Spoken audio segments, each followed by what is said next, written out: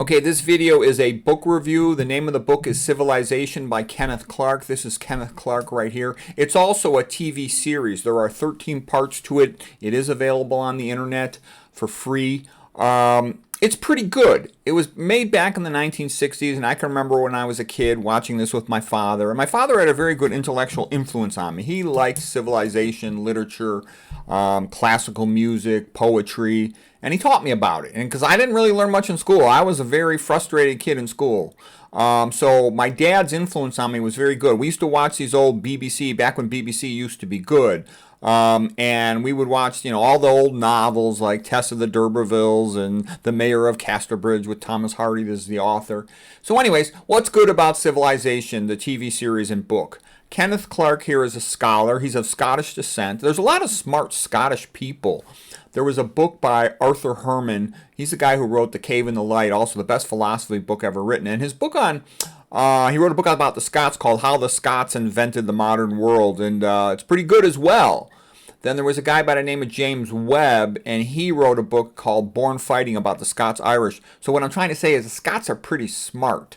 And he's a Scottish guy. I like the Scots. They all kind of remind me a little bit of each other. The Scottish, the Welsh, and I'm half Irish, so we've all got something in common. The big England was pushing us down, So anyways, so we had to try harder. So anyways, I do like Kenneth Clark. He's nice. He means well. He's trying to show you the best stuff in civilization.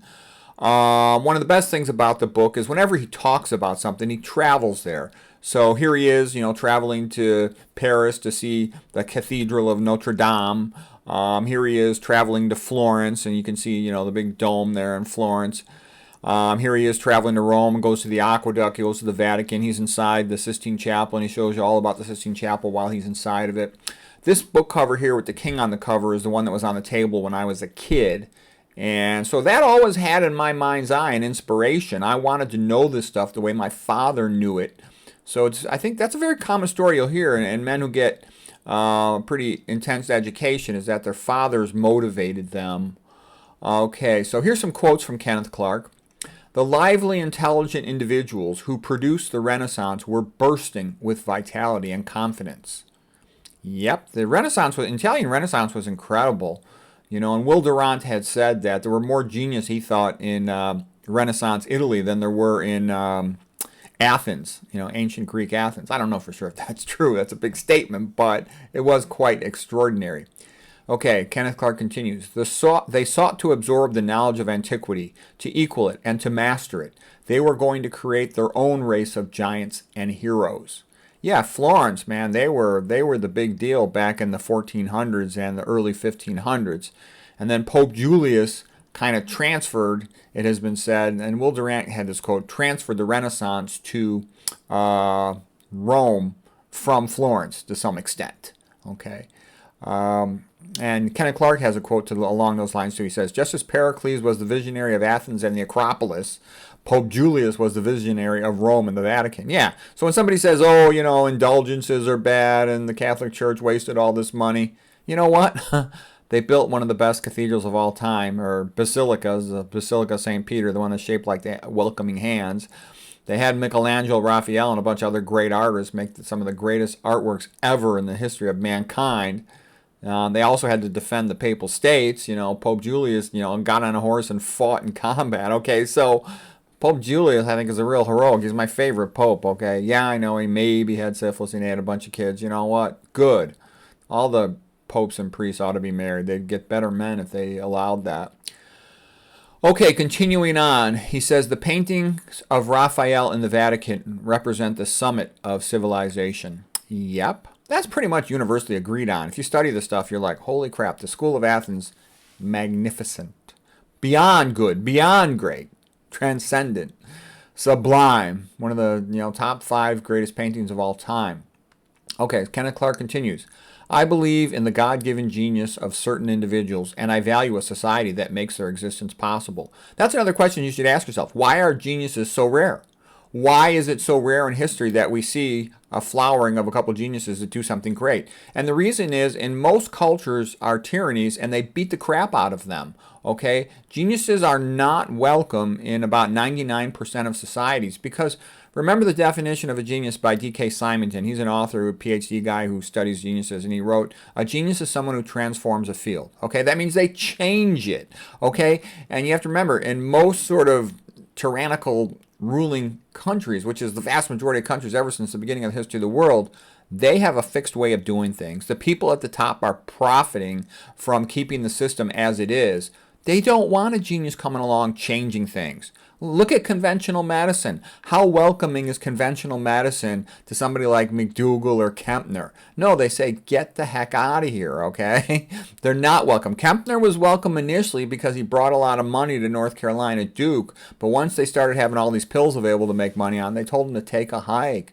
Nobody would send McDougall a patient, okay? They tried to fire T. Colin Campbell. This is all how it goes. They wouldn't allow Caldwell Esselstyn to see patients at the Cleveland Clinic for dietary stuff until he had to go through a big legal fuss to be able to accomplish that. He basically told him, look, don't you think it's going to look bad when your doctors and many of the top people in administration here at the Cleveland Clinic are coming to be seen by me, but you want to allow the patients to be seen by me? Don't you think that's a little bit out of line?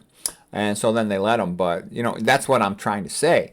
It's not welcomed by conventional medicine or by anything else in society in general. Okay? All right, more quotes by Kenneth Clark. When one thinks of the Renaissance, immediately Michelangelo and Raphael come to mind. Yeah, they're the peak, the zenith of the Renaissance. Okay, then he continues. However, when you study the Renaissance, you'll see that there were lots of brilliant, multi-talented men in Florence and Rome. Just as Pericles, okay, we did that one already. What a man. Everyone who met Michelangelo was recognized he had unequaled power of the mind and skill of the hand. Okay, then he continues on. The creation of man by Michelangelo is one of those great works that is supremely great and wholly accessible. God has created a human soul. Kenneth Clark continues on now about Handel's Messiah. He says, Handel's Messiah is like the Michelangelo's creation of Adam, one of those rare works of art that appeal immediately to everyone. It is a masterpiece of the highest order. Whenever I hear it, it brings tears to my eyes. Okay, so he gets it. So that's all good. Western civilization has been a series of rebirths. Surely this should give us confidence in ourselves. Yes, right now, Western civilization better have one of those rebirth movements before it collapses. But I do like that. So he's positive, he's optimistic, he's confident, and he makes that point that a society to succeed, it must have confidence in itself. It must admire itself and believe that it is better than other societies, because that's how you achieve. You know, how does somebody win an athletic championship? They have to believe they're the best and then go out and prove it. And how does a society win, in a sense, a cultural championship to prove that it is great? It has to believe it and then go out and prove it. Okay? And then Kenneth Clark continues, it is a lack of confidence more than anything that destroys civilization. And I think that's part of what a lot of these things are all about, like modern art museums with statues of feces and all this nonsense. I think that's an effort of people who want to destroy America to destroy America's confidence in itself. So why would anybody want to stand up for, defend, support, a modern art museum where there's a bunch of crap that's used to launder money, that look like a child could draw it? That's not civilization. That's BS, okay? And, destruction of educational institutions and other institutions, all of these things are done, I believe, in part to make a civilization lose confidence in itself so it won't defend itself, so it can easily collapse and take on over. And I think that's also a big part of all these estrogenic chemicals in the food, the water, the air, etc., the personal care products, to feminize society, turn it into sort of a weak gynocracy so that it can easily be overpowered and will not stand up for itself. So anyways, that's a topic for another day, but to know the greatness of Western civilization, it's good to watch things like this and to know them. So how would I rate this? Well, when I was young, this had a very positive, inspiring effect on me, and I thought it was so cool, all these places that he went to. And I liked talking about it with my dad, and I wanted to learn more about this when I was older. I've studied Western civilization quite a bit, read numerous books on it, etc., etc. So I kind of knew almost all the stuff in here, but I still liked it. It was good. So I would say if studying Western civilization is new to you, you'll learn a lot from this. If you've already been studying it extensively, it'll be nice. It'll take you to the places. You see some good pictures, a couple good quotes. but it's not that intellectually deep. He doesn't like go telling you all these facts and stuff. It's more like he shows, take a look at this, isn't it beautiful? And so, anyways, I thought it was good. I thought it was nice. I thought it was worthwhile. But it's not deep thinking. You know, he doesn't go as deep as Arthur Herman would, okay? He doesn't go as deep even as Will Durant does. But he's better than them at showing you the actual places so you can see them for yourself.